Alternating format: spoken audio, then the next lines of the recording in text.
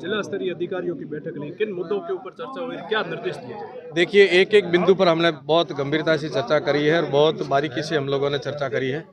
माननीय जल शक्ति मंत्री जी की अध्यक्षता में हुई है, चूँकि उनका बहुत लंबा अनुभव है, बहुत पारदर्शिता के साथ में हम सबको उन्होंने अवगत भी कराया, अधिकारियों को भी कराया। मुझे भी बहुत नई बातें सीखने को और सुनने को मिली। फिर भी हमने बिंदुवार चर्चा करी है और हाँ, प्रत्येक विभाग को से हमने जानकारी ली और प्रत्येक विभाग से हमने जानकारी मांगी भी है। मुझे आशा और विश्वास है कि हम जनप्रतिनिधि हमारे कर्तव्य का निर्वहन करेंगे, अधिकारी लोग भी अपने कर्तव्य का निर्वहन करेंगे। हमारा कर्तव्य एक ही है, जनता की सेवा। और जो माननीय मोदी जी का एक विज़न है, एक सपना है विकसित भारत और विश्वगुरु भारत, उसमें हम सब लोग अपने कर्तव्य का निर्वहन करेंगे। आम जनता, कोंकण क्षेत्र की जनता जो हमारे में आशा और विश्वास रखा है, उस विश्वास और आशा पर हम खरे उतरेंगे।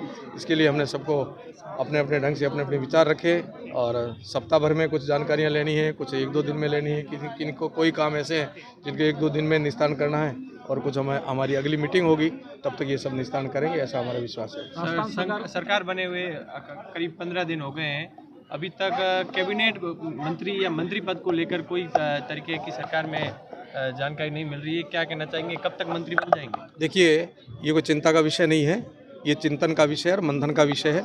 जो होगा अच्छा होगा और अच्छा ही होगा और अच्छा के लिए ही है, इसलिए आप निश्चिंत रहें, समय पर होगा जब भी करना है। प्रतापपुरी पोकरणी उन सीटों में से है राजस्थान की जो सबसे अधिक मार्जिन वोटों से जीते हैं, तो क्या कहना चाहेंगे, महंत प्रतापपुरी कैबिनेट में शामिल रहेंगे? मैं तो पोकरण की जनता को बहुत बहुत धन्यवाद देता हूँ और आभार देता हूँ कि आपने एक नहीं दो रिकॉर्ड बनाए। एक तो राजस्थान में सबसे ज़्यादा मतदान करना, ग्रामीण क्षेत्र में इतनी बिखरी हुई विधानसभा है, तकरीबन 300 किलोमीटर तक फैली हुई विधानसभा, ग्रामीण क्षेत्र, और वहाँ के ग्रामीण क्षेत्र के लोग शहर के लोगों को पिछाड़ करके 88% मतदान करना, पूरे राजस्थान में टॉप करना, ये पोकरण की जनता ने एक बहुत बड़ा संदेश दिया है। उसके साथ साथ रिकॉर्ड मतों से जिताना, विषम परिस्थितियों में जो कैबिनेट मंत्री हो, जिनकी सत्ता हो, योजनाओं का जाल बिछाया हो, बहुत सारी ढिंडोरी पीटे, हम ये करेंगे वो करेंगे, उन सब मिथकों को तोड़ करके पोकरण की जनता ने एक मत एक भाव से होकर के रिकॉर्ड मतों से जीता। इसलिए मैं ये जीत पोकरण की जनता को समर्पित करता हूँ।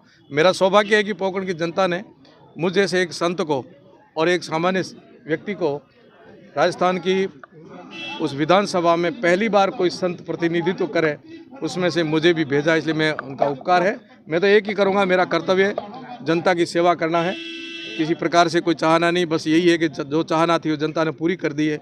जनता ने जीताना था, जनता ने जीता दिया। अब मेरा काम है मैं जनता के साथ खड़ा रहूं, जनता का काम करूं, बस यही होगा। क्या लग रहा है मंत्रिमंडल का गठन कब तक हो जाएगा? कैसे विकास आपका प्रतिनिधि पोकरण का मिलेगा?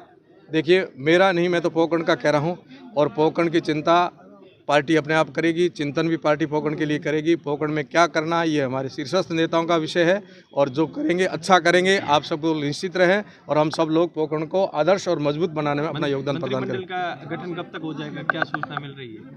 आपके पास मेरे से पहले सूचनाएं आती है, मैं तो ये आशा रखता हूँ आप मुझे सूचना देंगे कि कब क्या आ रही है।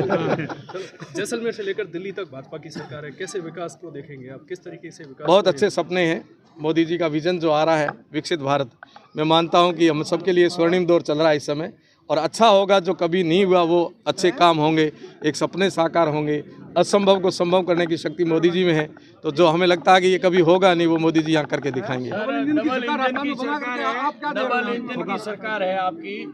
डबल इंजन के जो वादे केंद्रीय मंत्री जी ने आज से 7 साल पहले किए थे, आज भी हमने उसके बारे में पूछा है। तो मैं आपसे, प्रधान साहब से और चेयरमैन साहब से कहना चाहता हूं कि जल्दी से जल्दी पोकरण की लूप लाइन का कार्य आप शीघ्र से शीघ्र चालू करवाओ। बिल्कुल होगा, क्योंकि उस समय राज्य सरकार और केंद्र सरकार की विसंगति थी।